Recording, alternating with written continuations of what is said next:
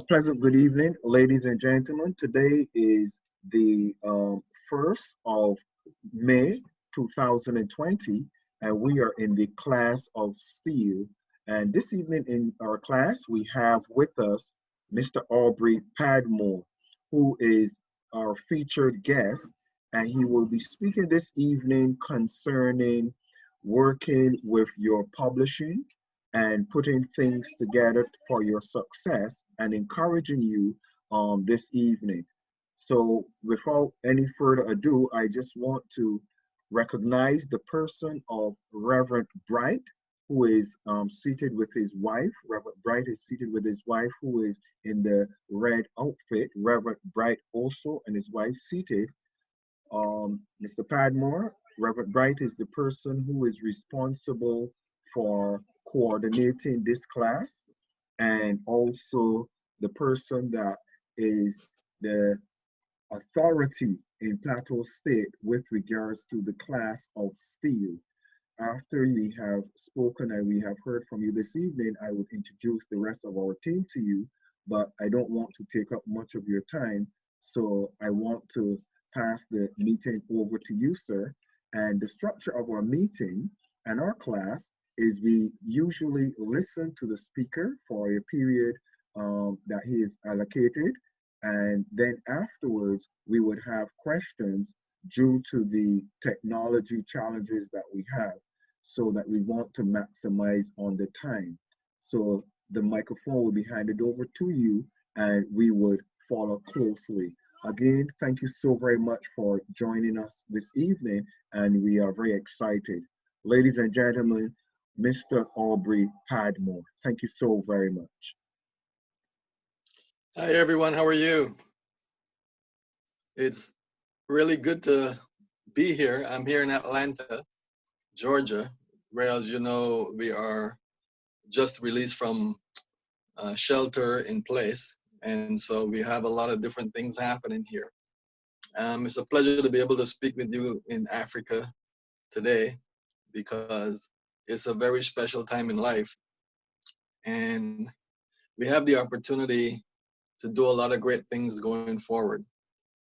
For me personally, I am very excited that Michael, we've known each other for so long and have been through so much together that I'm very pleased to see that he continues his work also. Today, I want to really talk to you about getting your book published and some different things that I've been doing over the last 20 years. Essentially, I'm an international speaker, author, coach, mentor, trainer, and I've done a lot of work in the experiential realm of education. Essentially, what I do is I merge theory with practice for a visible outcome so that students can see some type of result from what their efforts were or are as they move forward. Perhaps later on I'll share some video and some other content with you of some of my former students, and they have come from as high as, let's say, churches, other organizations, leadership groups, education, you name it. The one thing that I have done that has been a tremendous blessing is to go online. And I started looking at the idea of all digital media on 9/11. And that's when the World Trade Center fell. I was in New York City at that time. I was working for the court system as the supervising court aide, which means my responsibility was essentially making sure that every courthouse in New York City got everything that it needed and the judge could perform their work and the non-judicial staff as well. I worked with a young man in New York City. I've always been a community advocate. I advocate very heavily for volunteering yourself into cash. And I think that a lot of people are missing the point about their skill set and their ability to bring change immediately. When I was working at the court, I did my job so well that I had to find something else to do because I'm very good at delegating.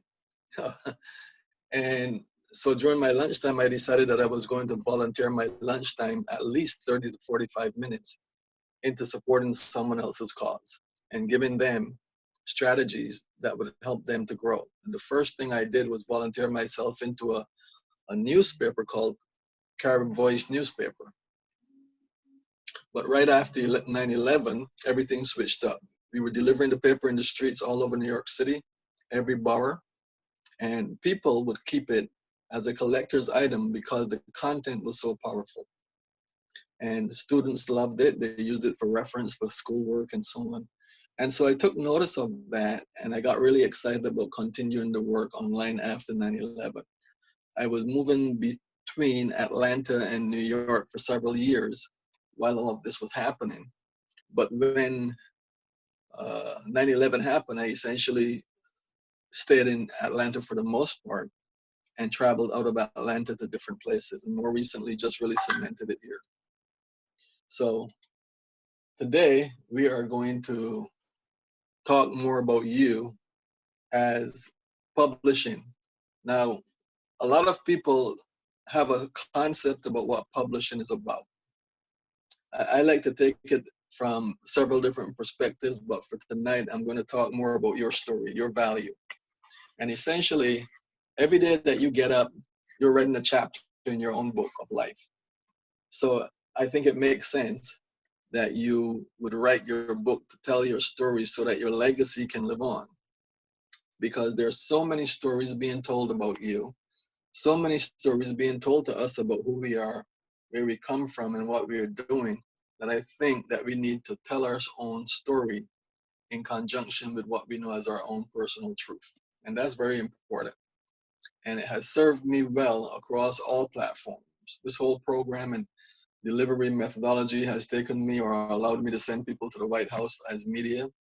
I've published books for people that couldn't believe that they had the capacity to publish a book of any sort.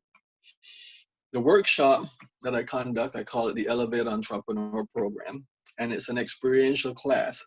In this example, for example, when Michael said he was going to come and broadcast on Carib Voice Radio, I had a very strong belief in him because that guy has a voice for God like no other person I know on the planet.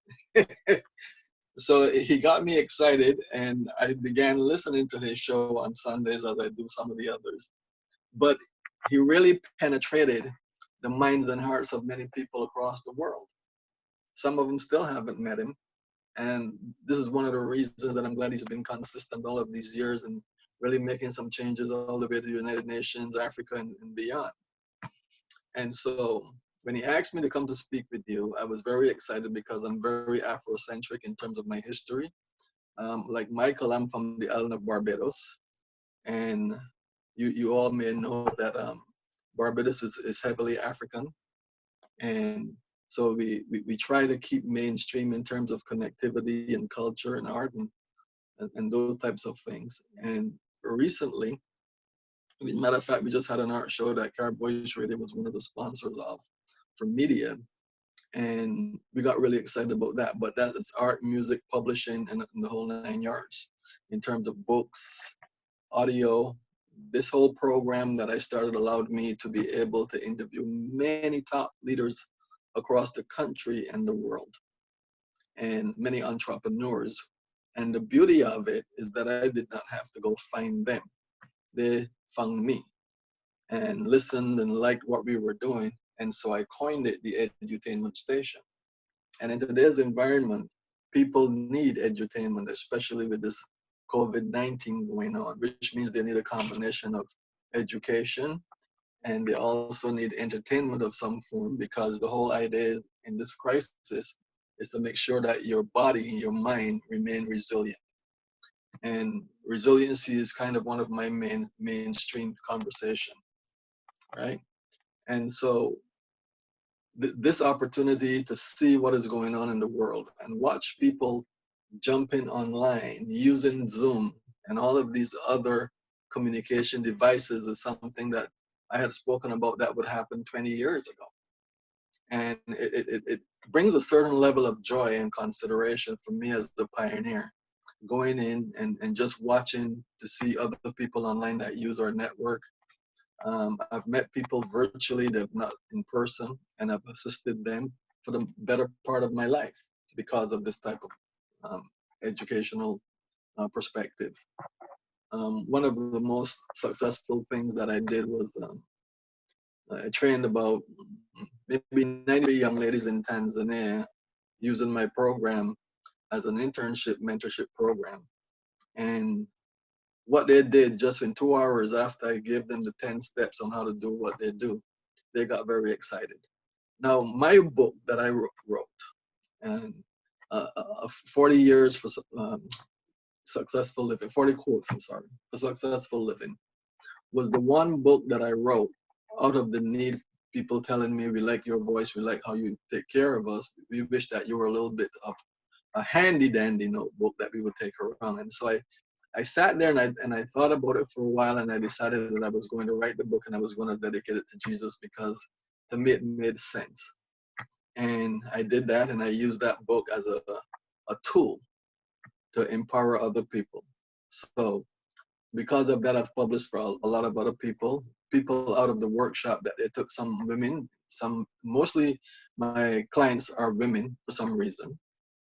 And a lot of them have taken a workshop, graduated, and are now practitioners inside of their programs. So I like that whole idea, that whole notion that when people ask me, well, what is it that you do? And I have to say, well, I don't really know. I can actually show you, and maybe that will help make things a little bit better. So that's exciting for me in terms of what I'm doing. So if you're looking at getting your book published and so on, I'll be a resource for you. I'll take you through the steps. I'll show you. I'll have some of my students show you. And you can have that opportunity to grow your campaign, even create your own model for all digital media. And one of the other things that came out of this is that other digital media houses uh, joined the storyboard to ask me about how do we do this. And it has allowed me to travel all over the world in terms of going on media trips and so on. It was a very, very smart move on my part. So when I was in Barbados, for example, that one year, I went there and I streamed the manufacturers trade show, and all the other media houses were looking at me like, how do you know how to do that? How can we learn how to do that? And so I sat down and I taught them, and they were very surprised because they said, well, you're teaching us this. Aren't you concerned that we come and we take away what you have and become better than you? I said, you're not my competition. And so they were like, wow, that's interesting. So long and short story, in terms of how you get started. Number one, you experience things every day. Journaling is a really great place to start. As leaders, you are going to be experiencing some difficulties. You're going to go through rough things. I've been through a lot of things. And I don't look at all of those issues as my own. I look at them as experience for me in the next chapter in my book of life. And I've used those opportunities to help other people understand how to navigate negative situations and build pain from pain to go to power, because that's what it's all about. And so from entrepreneurship, spirituality, and several of the other components, people have written. I remember this young lady came to me. As a matter of fact, I went to the barbershop one day, and this guy started cutting my hair. And he said, what is it that you have to tell me? And I said, well, it sounds like you want to tell me something. And he told me about a lady who had this big building and was trying to figure out what to do with it. And I said, well, give me her number. And he gave me her number. And I went over to talk to her, and we had a long conversation, and I let her take the workshop, and she ended up writing her first book on how to make a decision. And I said to her, the next part of your experience in training is to go to Barbados and speak, because you said you wanted to be an international speaker. And so when she landed, she said, well, I'm here. And I said, you're going to go to my school. And that was one of the destinations. She was also speaking to a group of women. And while she was at the school, she began to get nervous. And I said, why are you nervous? And she says, well, I don't know what to say. This is so new. And I said, well, why don't you just sing? You're an artist, aren't you? Just sing. And she sang, and the students started getting involved. And I said, there you go. You have edutainment happening. And she started laughing. And when she was finished speaking to the students, they asked her to come back and do a concert for them because she has a very beautiful voice and a very beautiful person in general. Does anybody has any questions for me?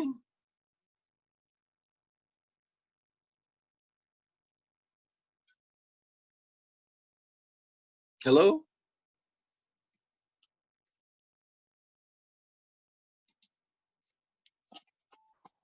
Okay. Are there any questions so far? Anybody have any thoughts in their mind at this point as yet? Reverend Bright has a question. You're unmuted, Reverend Bright. Go ahead. Okay. uh, Thank you so much for the opportunity. My question is just one. Um, he talked so much about book writing. My question is, we have some of us have written some books, and the challenge here in this part of the world, particularly in Nigeria and Africa, the challenge we have when you write a book is number one, piracy. People pirate books, and number two is marketing. So I want him to throw more light and may expatiate, maybe put us through on these two aspects. What piracy, the concept of piracy internationally, and marketing. You should throw more light on marketing and piracy. Maybe should, in case I find myself in the UK or in the US, you should explain to us how can I sell my books over there in the US or in the UK or in the foreign land. Thank you so much. Okay, a couple of things. Piracy, while it is an illegal act, it actually ends up being a good marketing tool for you. I remember a friend of mine who sold millions of books previously was in Japan. And he was walking through the streets and he saw his face on his book, but it was printed in Japan. And he said, man, Aubrey, I was really shocked. But what happened out of that piracy is that people in Japan, companies, major companies, discovered his book and started hiring him to speak. So the piracy became pretty much a sense of ground marketing for him. You know what I mean? So piracy is not something that is necessarily a full negative, and it's very difficult to control. If you find out that someone is pirating your book, and you can gain data on them, then one of the things you can do is have your attorney sue them and get some of your money back. That's a good thing from that perspective. But mostly, when people are taking your book, you have to look at it from a different point of view. If your book is so good that someone wants to steal it, then the message in the book is being translated across the globe. As far as getting published here and promoted here, as a company, we do automatic promotions through our matrix and all digital media. The other thing that we are really doing right now is asking people to just do audiobooks also. And what we are doing is we're securing their audiobook so that if people want their book, and again, audiobook has become a very big tool. I just interviewed the founder of Barefoot Wine, Michael Houlihan, and his wife, Bonnie. And they started out looking at how they can utilize audiobooks to do training, education, and development, because people are very interested in that medium, and that is where they spend the money. The marketing gets your message out. Your niche market allows you to have the opportunity for people to see your book, and if they have disposable income, number one, and number two, they're interested, your book will sell. So handling piracy is an Interpol issue, and it's not been easy, but you can flip it into an opportunity matrix for you to become profitable yourself through the sales of your book, whether it's an audio or whether it's hard copy or downloaded for Kindle. What I have been doing, as a matter of fact, in the last 72 hours, I published one book for a gentleman via Kindle, and it's begun to get some traction. So when you download by Kindle, uh, you get to keep the book all digital. Number two, what we have done is we created a model where people that we publish their book, and we're looking at people who need that service also to have their book downloaded as an ebook, and we send a password with it. Now, unless it's very encrypted, so unless the person that buys the book decides to share the book password with a friend, that book is not going to go anywhere except on your device. And it cannot be opened unless the person knows the password. Marketing is a big deal in terms of how you get your books into like bookstores here. And one of the biggest issues that you have to really start looking at, because the market is kind of crowded with people who are publishing books. And I realized that Amazon has taken a lot more of the money from the author. So I'm looking at how I'm going to flip that. And this opportunity to use the ebook model in terms of securing it is another way. So what we are doing right now is we are flipping the model where the author will get more of the money. We keep a percentage, but we don't think it's fair that we should keep such a large percentage of the money, because the author did all the work and is doing all the work. There are many different ways to market your book. For example, your book can be, if you're a preacher, teacher, author, coach, or speaker, it can become a tool for people to say, well, he's an author. And people really like that whole understanding. You know, people say, well, you're an author, how do I get my book printed, or how do I get my book published? The marketing aspect keeps you in the media. And if you write your book well enough, your book will age with time. So it will always be in demand. Then you can have it distributed to private institutions, major college, depending on what type of book you're writing. And it becomes usury by students internationally. And for example, one of the other things is having it published and printed in other languages that I'm looking at. The first language that we started looking at for this particular book was Swahili, because we started doing a lot of work in Tanzania with my students. And I figured, well, there's a connection to me in terms of culture there. So I said, well, let me look at how I can do that. I hope that helps to answer your question. Yeah, I'm okay. I'm okay. Okay. I think that one of the things that I do want to tell you again and really reiterate is that your life is a book. Let's look at Facebook as the example. The psychological buy-in for Facebook is asking you, look at your face. Your life is a book, Facebook. That's the psychology of it. Similarly, Zoom. You're zooming in on issues and you're having conversations. So the whole understanding behind apps like this, they understand the psychology of the buy, meaning give you enough knowledge and opportunity to express yourself and you will buy in. Facebook is just asking you to add a friend. And then you add another friend and it creates a market. And what they've done is take that data and segmented it to you by demographics. And that's how they make their money. And I believe when they first started, they weren't making any money. And Bill Gates gave the young man about $5 million and said, hey, go make the column in the right hand work. And he did it. And now he's a multi-billionaire. Using these methodologies in terms of publishing our books and marketing them to different opportunities allow for us to tell the story instead of the story of us being told to us. And I think it's that high time for us to be able to do that.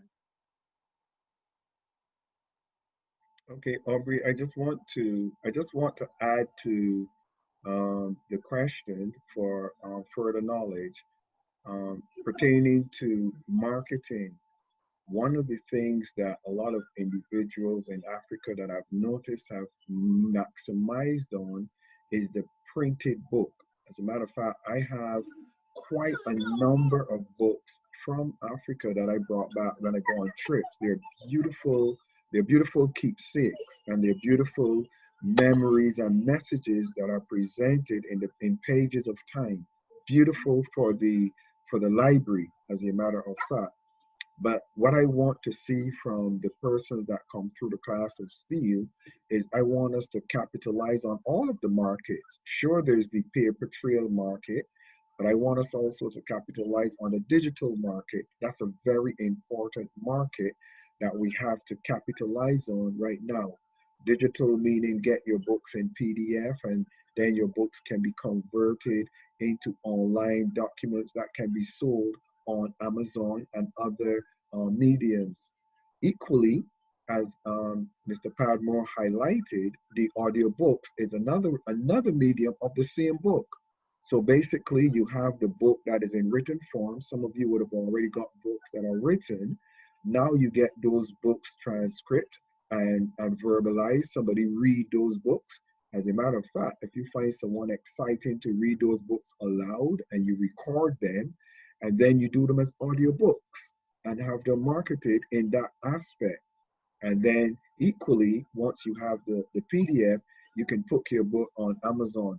Now, the interesting thing that I've always advised individuals that look at Amazon and other medias, sure, you might be only making small amounts per book, but the interesting dynamic that you must be focused on is that your reach is in the billions. So now you're not looking at just marketing a book in Nigeria or just in the local region, but you're looking at one digital copy, and it's being marketed in a few billion, 2 or 3 billion as your audience. So picture $1 um, in a billion, or $20 in a million. So you look at the dynamics of the amount it's going to cost you in producing. You've already produced the book because it's already written and you already have your PDF.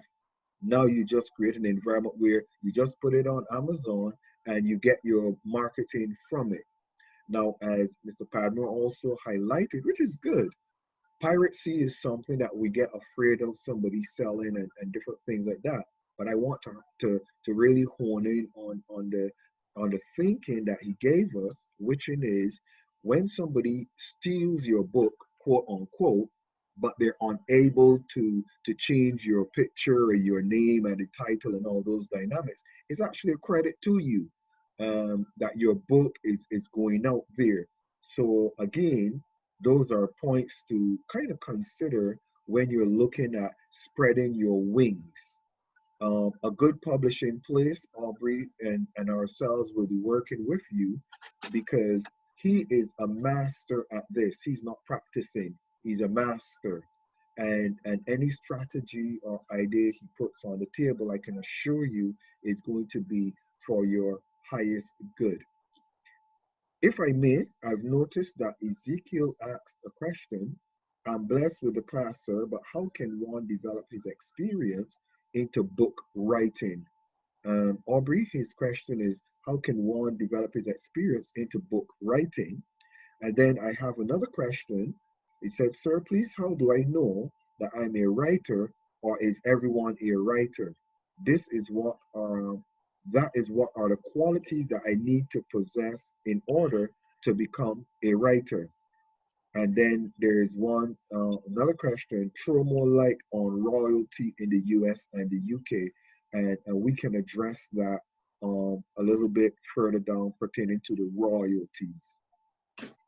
Well, the interesting thing about that question is everyone a writer? Yes, because you're writing in your mind. Your pad is your mind, your brain is your helping process. The question becomes, do you want everyone to know what you're writing?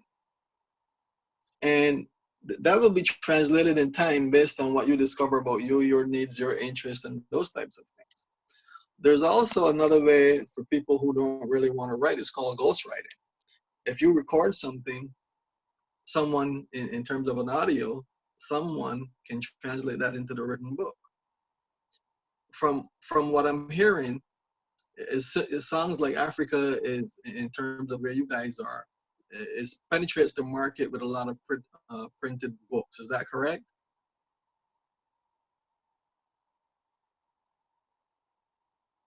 Hello? Sorry, Aubrey, go ahead. I was muted. I'm sorry. What was your question? A lot of writing books, yes, are in Africa, many. Yeah. So the notion about your book being printed and distributed and so on has to do with what demographic area you're in. Certainly, this is a question that came up, and I spoke to one of the major distributors about it.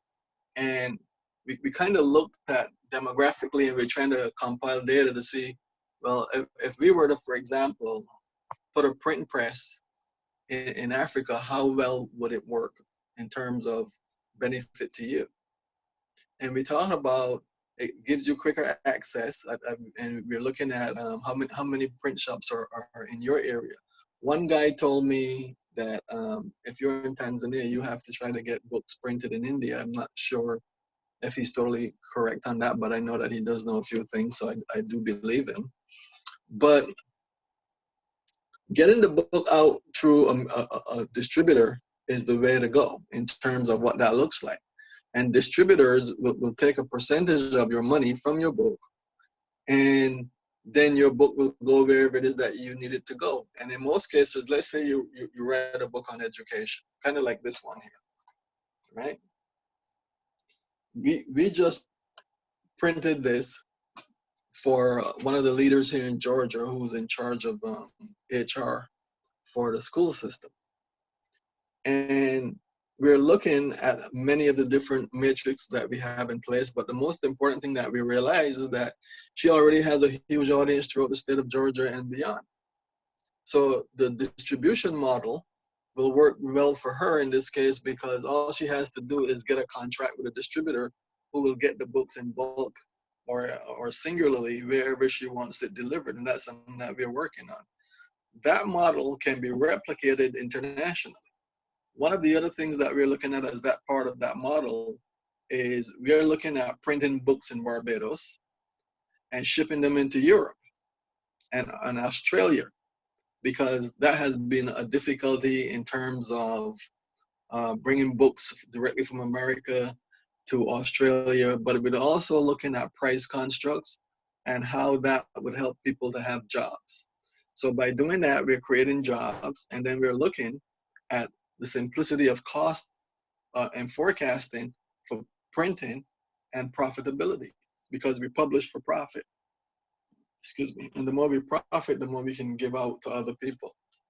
To reroute back to the person that was asking the question about writing, every day you write in your mind, if you take a piece of paper, no matter where you are, it doesn't have to be special, and you jot down some notes, that's journaling. Many times people will come and say, well, I want to write a book, but I don't have any, I don't know where to start. And my question would be, well, do you journal? And many of them say, I have a little journal. I said, well, go back in your journal and look, do you write on pieces of paper here, there, and everywhere? All of that becomes part of the creation for the manuscript. So don't take yourself lightly in terms of your ability to produce a document that can be edited and presented formally as a book, in a book form, with all of the bells and whistles and so on. So Pulling the right out of you has to start with, what do I want to say? And sometimes you may not know what you want to say. But if you start writing, the beauty of writing is you can start any place. Just write. Don't look to edit. Because when you look to remove some of the content, you could be actually removing a concept for the next book that you will produce. I have a young lady that I spoke to today as an example, and I said, well, why aren't you publishing your book? She says, well, I'm waiting until October or next October. I said, are you not a journalist? Isn't that part of your skill set? You write and you produce articles every day for a newspaper. I said, what is it that's stopping you from putting your book out? And do it now, because this is a really great curve. You're home. You are really having the opportunity to work from home, write from home, schedule yourself. And she just started doing that today. So did I miss any of the other question, Michael? No, you've done quite well in addressing them. We're going to address the one on royalty in the U.S. and the U.K. There's one that I see here also with regards to, if I write a book and need to publish it, could he, meaning yourself, Mr. Padmore, be of assistance? The major issue about writing is that sometimes we have written, but we are unable to publish, and so one is discouraged about continuously writing. If I may, if I may address something about the writing to add strength to what you wrote or what you mentioned, Mr. Padmore, is I say to ministers, and watch this, this should bless all of you ministers. All of you ministers have been preaching sermons for years. Some of you 10 years, 15 years, 20 years. Watch this. Why don't you create a journal or create a devotional? All of your sermons that you have preached, you just sit down and you get 365 sermons and you create a devotional. And in that devotional, you just put January the 1st, January the 2nd, you put your name on it, you put the Bible references, and you've just prepared your first best-selling book as a devotional. It's simple. Equally, some of you could sit down and put together sermon notes that you have found and even paint my journey as a minister. A lot of you have lifestyles and challenges in Nigeria and Plateau State. Write your journey. This is another thought that I have that I want to give to you that's very interesting. Sometimes we have challenges with um, English and how we write and everything like that. And I want you to have this thinking and this thought. You're a minister, and your uniqueness in how you speak over the years, your audience knows you. Your audience knows that if you say something in a particular way, they know it was you. A lot of times people get books written and those books change up the character and the person that wrote it. It does not sound like the person. And when that person's audience who knows the person, or as a preacher or minister reads the book, they know it's not you. So your unique selling point as well is the way you speak, the way you communicate, and you should feel very confident in being yourself when you're writing your book as well, because that's your unique selling point. Please remember that equally.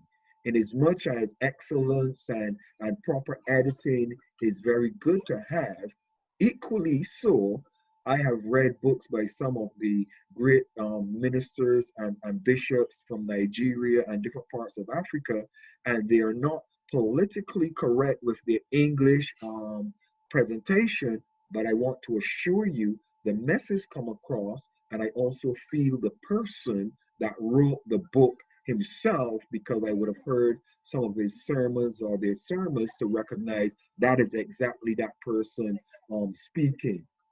Now, added to that, I want Aubrey, if you would, the person that inquired about would you be willing to be of assistance if they have written a book? I will let you answer that question, Mr. Padmore.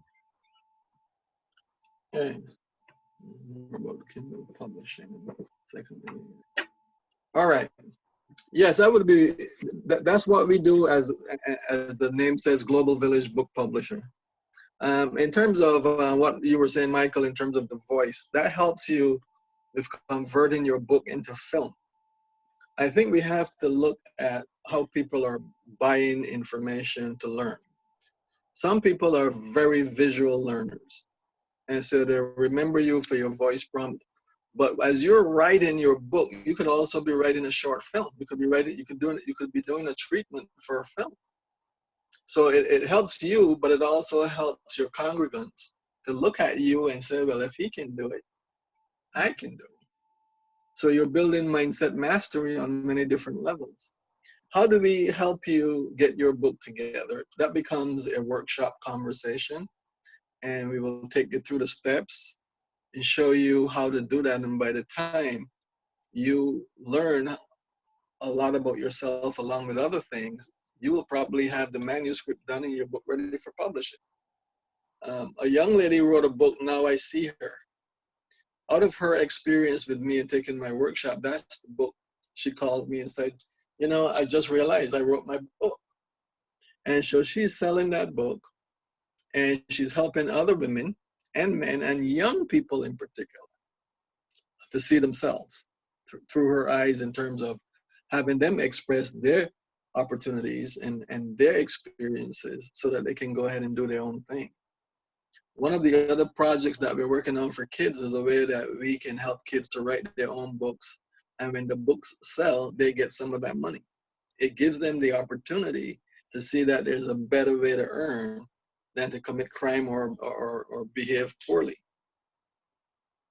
Um, you will be when we help you publish your book, you'll get your what we call the ISBN, which is your international uh, book publishing number, and it's cataloged in Washington D.C.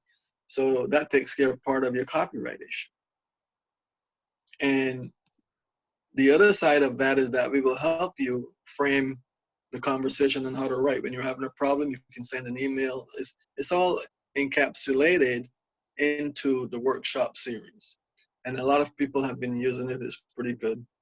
And they're writing their books, and then we're helping them with the distribution and the model for the distribution. Because again, it comes back down to getting your book out and about and doing it well. Now, in terms of shipping and so on, that's something else that we're also looking at as far as getting your book out for you. Well, I think something popped up. There was a question that popped up. Hang on a second. Mhm. Uh, It says, sir, can you tell us more about Kindle publishing? And yeah, okay. secondly, also a musician and music minister, can he also throw some light on music publishing? Well, it's interesting that you asked that question, because I have a new client that came to me, and she is an actual artist in terms of painting. She's a musician, and she's looking to publish a book. So what I did is I shared my understanding of the best way to work with her, because she has 3 different issues. So what I did is I bundled it into one fee, and I said, okay, I'm going to show you how to get 3 things done with one model using the workshop. And it's been working very progressively for her, even now in the middle of lockdown. So the Kindle version is an ebook copy. We take you through how to do that. We have a special fee for that in terms of getting that out there and getting it marketed. One of the other things that we do, because we're a media house, we go ahead and we send out press releases to other media houses locally and globally. And we have a list of international media houses, and they know about us. So we go ahead and we say, okay, we're sending this out, and people will become aware of what you're doing. Also, there's a huge issue going on now with music royalties, because everything is deliverable digitally. And one of the other conversations that we've been having is helping independent artists by playing their music on internet radio and giving them the opportunity to be heard so they could be booked. So what we're doing is we're teaching artists how to get a booking, get paid, whether or not the promoter has a lot of people in his or her event, so that you get your money even before you get on stage, because your only responsibility is to get paid, go perform well, and get off the stage. Not go to the event and try to get the money to the promoter, where the promoter says, well, we didn't get enough people to the event. I don't think we're going to be able to pay you what we want to pay you. That's been a frustration. The other thing is collecting royalties internationally is not an easy thing. You might have a lot of royalty organizations trying to collect your money, but getting those people to pay is not always an easy thing. And look at the economy right now. It's devastated. But if you can create a model where you are an independent artist and you're not going to a lot of these places, you now control the rights to your music. And then the other problem is a lot of artists go to people who are labels, and they produce the album, but they own the rights, and the artist thinks that it's their music and it's not. So then that becomes an argument or becomes a quarrel. So there are different ways that we can show you how to, but it all depends on what your goals are for your music and your art. And we work with some top professionals in that area also. I hope that answers your question. Please help. Well, thank you so very much, Mr. Padmore, um, for all of your insight and also for sharing these thoughts with us. The time is now 2 minutes past 11, and we are going to wrap up at quarter past 11 in acknowledgement of time. But I would want to take this a little bit further with you, Mr. Padmore, where we are going to structure the opportunity to bring you back in at another appointed time, where we would tease out those individuals, especially that are interested in writing their books, who have already written their books, and I think we would have a separate class where you would kind of deal with those individuals on your own, and it would be a little bit more open for you to do that with them. I just want to encourage everyone to be aware. Aubrey and myself are have been for a long time and continue to be very close friends. As a matter of fact, we communicate on a daily, weekly basis all the time. So anytime that you guys are ready, you can be assured that he will be available to you. And we will also be making his website available to you, that without me, even without me, if you are inclined to reach out to Aubrey for any reason, you are going to be free to do that. This class is not about muzzling or hiding anything from anyone. The persons that we bring to the class are professionals. They are persons that is what they do, and I'm not here to to cause anybody to have to come through me to do something. If you have a book that you're ready and you believe that you are able to engage Mr. Padmore, then we will surely make his information available to you, and you and him and his team can do as you guys see fit. My intention is for your success. That's why we're here. We're here to see that you make it and that you benefit. Your success is our success. So I hope that you are very comfortable with that knowledge. Any person who wants to take it to the next level with regards to discussions with Aubrey, we will make his details available to you with no problems, and Aubrey surely will look after you.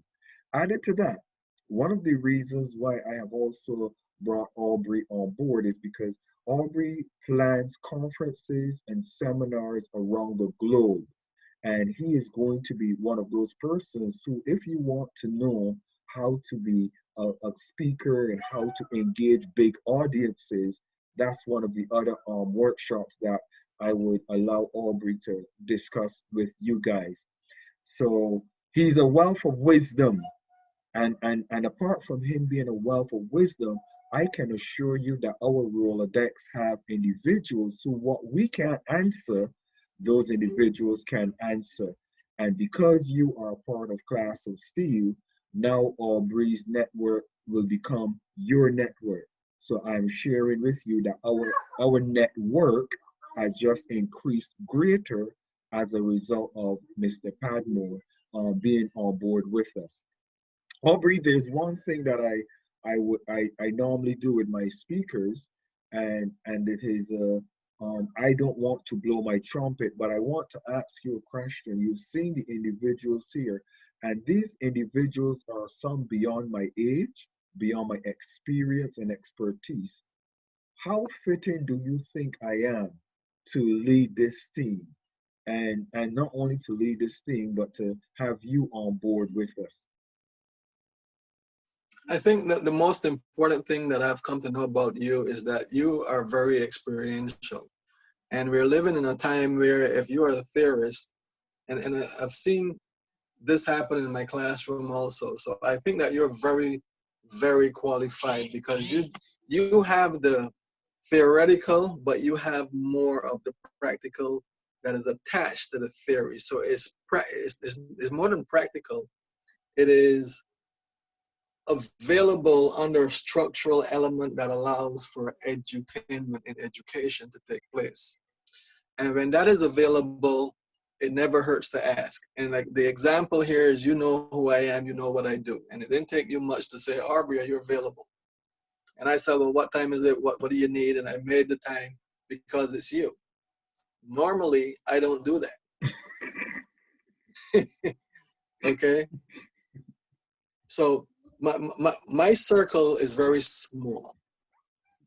And I do that for a reason because time is of the essence. And when you're working in a framework like I'm working, you need people that are serious 24/7 and are dedicated to their mission. And you are that person. You are one of those people. So if you like, when people hear me talk and I say, well, this person knows me, I said, I don't know how many people I know, but I know a lot of people know me. And I could pick up the phone right now and call a few people. And that's out of respect. I called, the example here is I called the guy in Atlanta. He owns a construction company. And my phone was acting up, and his portfolio is $64 billion. And I called him up and I said, hey, it's Aubrey. He says, wait, what happened? You were supposed to be my phone. I said, the phone was acting up. I just want to call you for two reasons, let you know that I was trying to find your number, get a number two. I wanted to make sure that you and the family were safe. And right there and then he said it, okay, wait a minute. Let me make sure that this number is in my phone again. And we don't collaborate in a way where I'm going to him and begging for a whole bunch of money and all of that. We understand our inherent value to each other. And that is what makes it work. So it's like the dream team. So right now you've got a whole bunch of people that you're working with. I think there are about 14 of them in this room, and each one is a product. And the most important thing coming out of this as I'm listening, and I think there was one other person with a question. I'd like to answer that question before that person goes. The most important thing that everyone in this room wants to do and be able to say is, what does my brand look like going forward? What does my legacy look like going forward? Because you may be a mom or dad or just your individual, but you've certainly got people, places, animals, and things that depend on you. And with things being flipped, you're one of the best people for them to be in the room with to help them navigate that type of behavior. So Survey says, you got a 10. Thank you so very much, Aubrey. I have a person who also has a question, and it is Blessing. Blessing has a question, and the Blessing is also into broadcasting, and I'm going to connect you and her eventually because you've done a radio broadcast. That's how we connect for so many years, and online radio that we will be doing also in Plateau State. But Blessing has a question for you. Blessing, please ask your question now. Okay. Good evening, Mr. Padmore, Good evening. and thanks for coming to our conference this evening. Yeah, my question is, firstly, I want to commend your expertise in experiential education, which has to do with theory and practice. Yes. Yeah, for some time, I've done a little of that experiential training for SMEs while working as a broadcast journalist.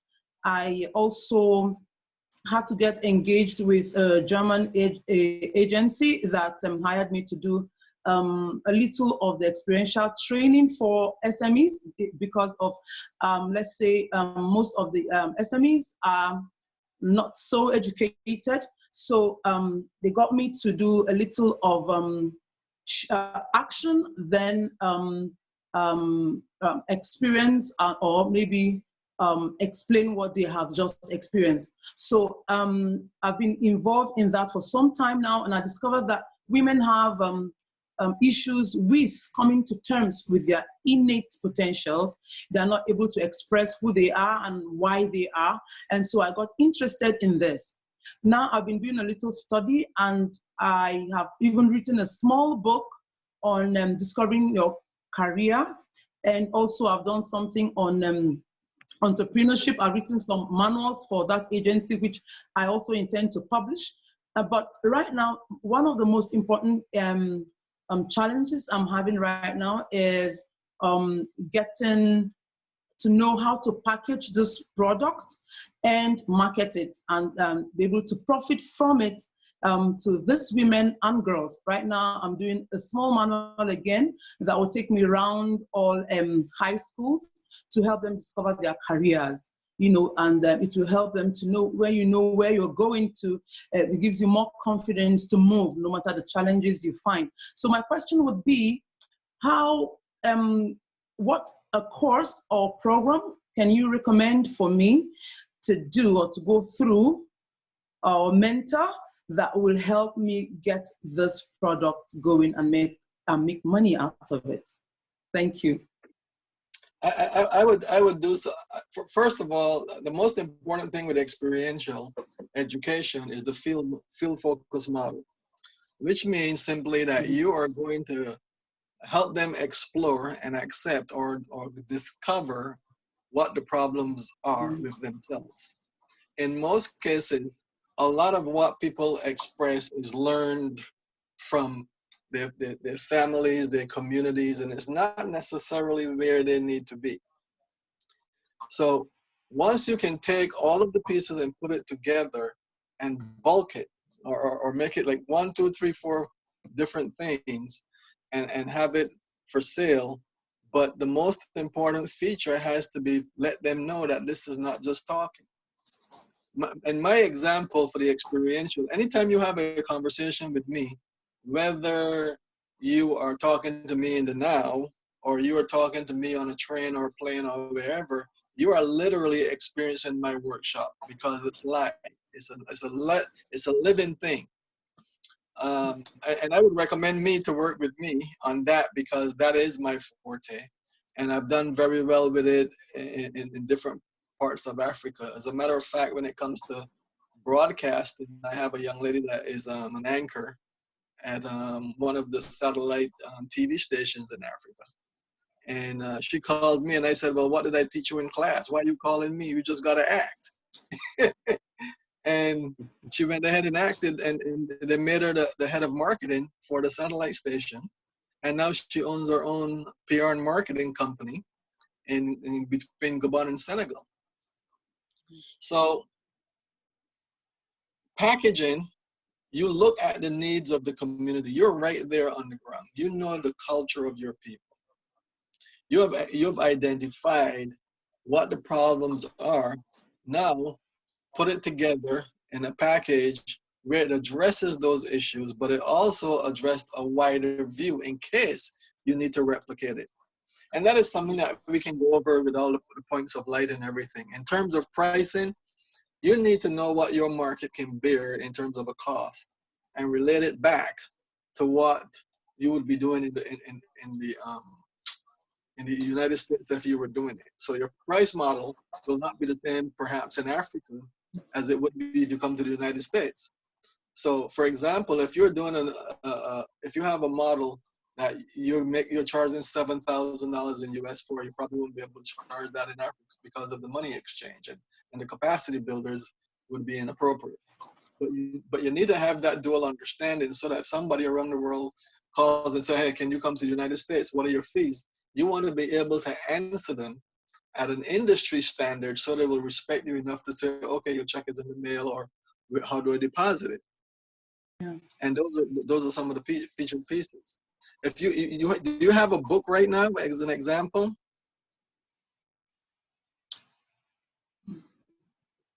Yeah, I have a book.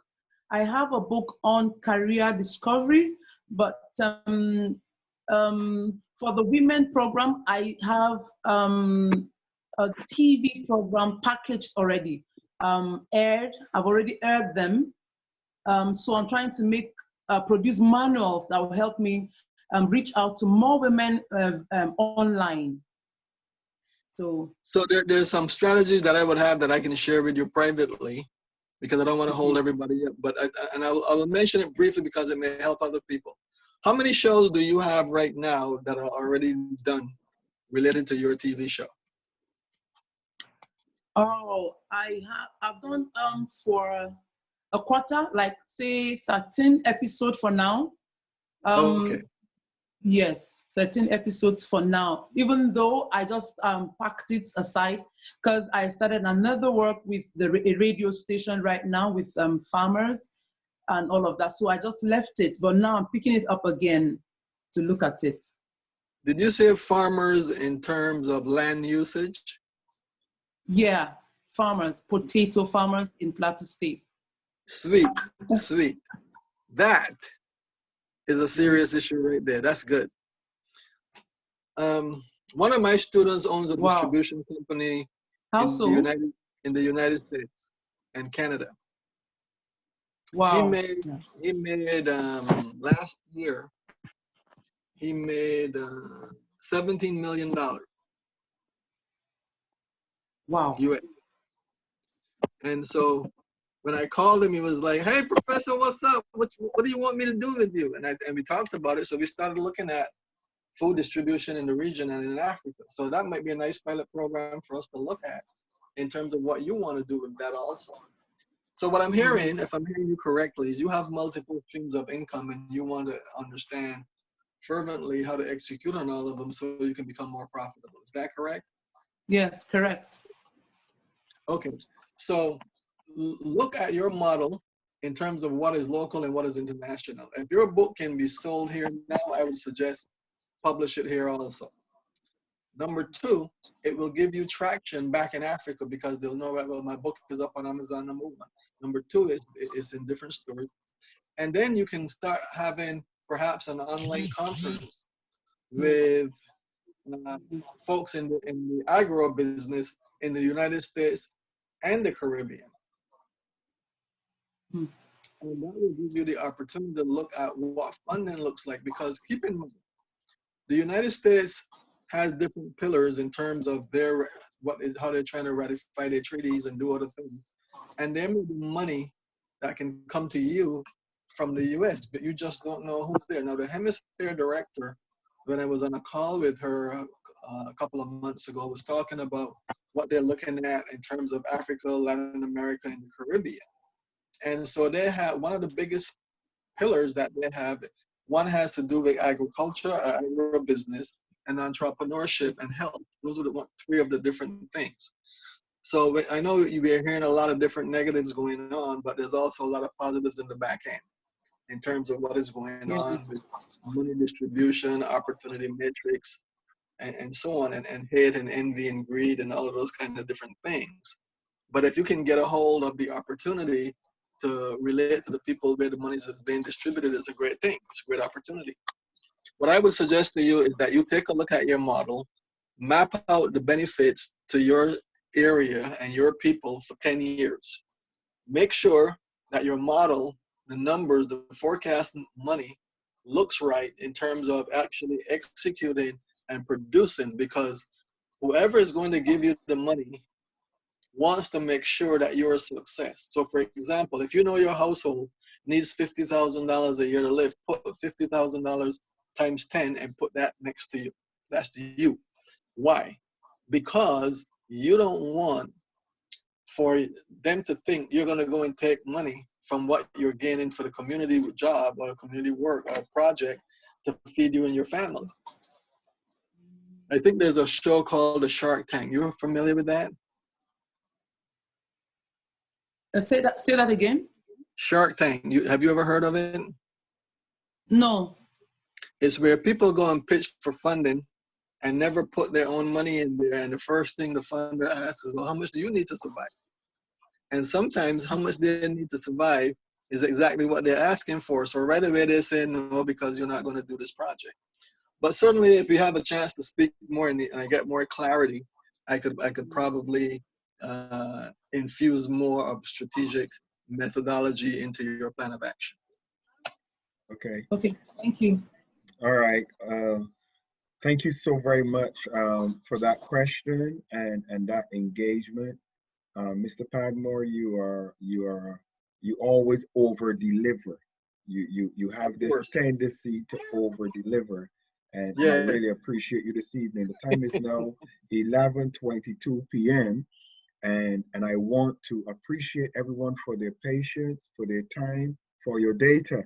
I acknowledge your data and your time with us, and I want to assure you that Aubrey and myself will be putting a number of other things in place.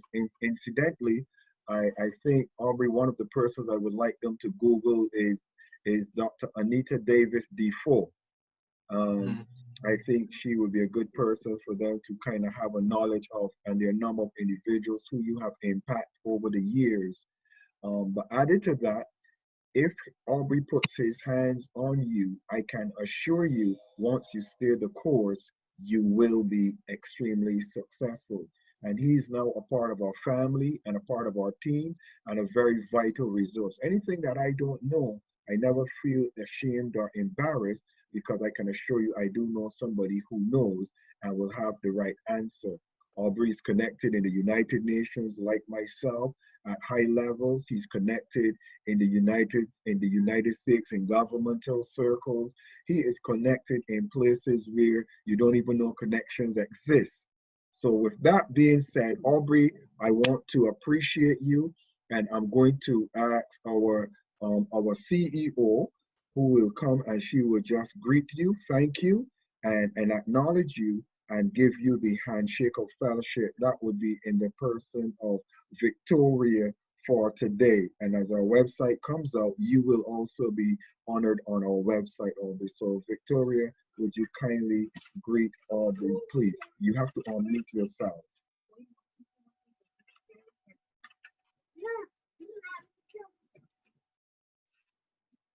Well done. Mr. Padmore, we have highly been blessed to have you in our midst tonight. Thank you so much for your teaching and information you have made available for us in the areas of writing and publishing our own book. We are really blessed tonight to have you in our midst. Thank you so much, sir. God bless you. Thank you so much. I was pleased to be here too. Look forward to staying in the camp and seeing what happens. I'm excited to see what happens next.